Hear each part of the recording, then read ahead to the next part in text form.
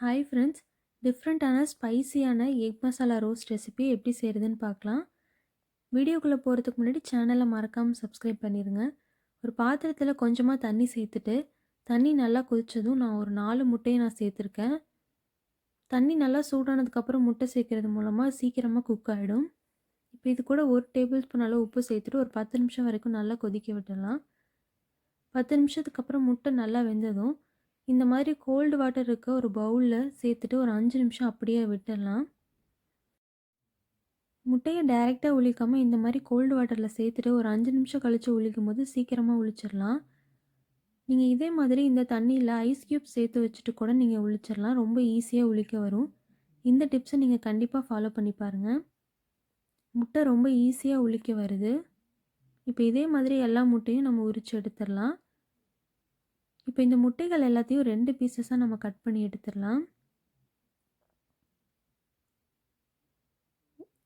ஒரு பேனில் 2 table spoon oil சேர்த்துட்டு ஆயில் ஹீட் ஆனதும் 1/2 கப் அளவு பொடியாக நறுக்கின வெங்காயமும் 1 கொத்து கருவேப்பிலையும் சேர்த்துக்கலாம்.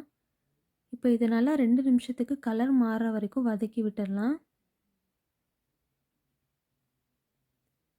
2 நிமிஷத்துக்கு அப்புறம் இந்த அளவுக்கு வதங்கினதுக்கப்புறம் இது கூட 1/4 ஸ்பூன் மஞ்சள் தூள், 1/2 ஸ்பூன் தனி மிளகாய் தூள், 1/2 ஸ்பூன் கரம் மசாலா தூள், 1/2 ஸ்பூன் மிளகுத்தூள், 1/4 ஸ்பூன் சீரகத்தூள், தேவையான அளவு உப்பு சேர்த்துட்டு ஒரு 2 நிமிஷத்துக்கு இதை நல்லா வதக்கி விட்டுடலாம். நம்ம முட்டை வேக வைக்கும் போதே உப்பு சேர்த்துருந்தோம், அதனால் நீங்கள் டேஸ்ட்டு பார்த்துட்டு சேர்த்துக்கோங்க. 2 நிமிஷத்துக்கு அப்புறம் இந்த ஆனியனை இந்த மாதிரி ஸ்ப்ரெட் பண்ணி விட்டுட்டு நம்ம வேக வச்ச முட்டையை இந்த மாதிரி ஆட் பண்ணிக்கலாம். இது கூட ஒரு 2 டேபிள் ஸ்பூன் எண்ணெய் மட்டும் சேர்த்துடலாம். அப்போ தான் முட்டை ரோஸ்ட் மாதிரி குக் ஆகும். 2 நிமிஷத்துக்கு அப்புறம் இந்த முட்டைகள் எல்லாத்தையும் மெதுவாக திருப்பி விட்டுடலாம்.